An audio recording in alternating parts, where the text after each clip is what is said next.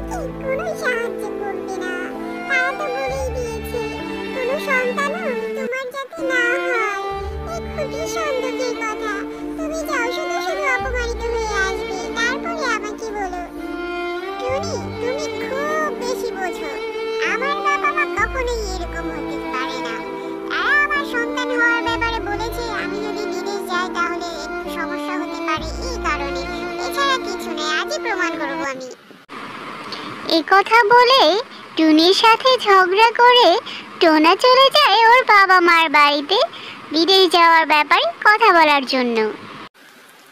মা, বাবা, তোমরা কোথায় আছো? ও, তোমরা উঠোনে গল্প করছো? ভালোই হলো, আমি তোমাদের সাথে কিছু জরুরি কথা বলতে চলে এলাম।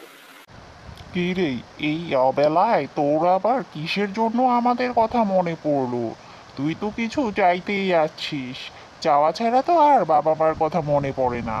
যে কুটিরে তোকে থাকতে দিয়েছি ওই কুটির ভাড়া দিলেও আমি 200-300 টাকা পেতাম, আর সেই জায়গায় তোকে থাকতে দিয়েছি দয়া করে।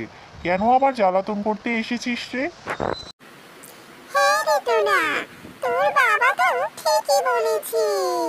কি চাইতে এসেছিস বল? লোকের মুখে কানাকানি শুনছি তোর বউ নাকি আবার বাচ্চা হবে, এই কারণে কি আবার টাকা পয়সা চাইতে এসেছিস নাকি? চাওয়া ছাড়া তো তুই আর কিছুই বুঝিস না।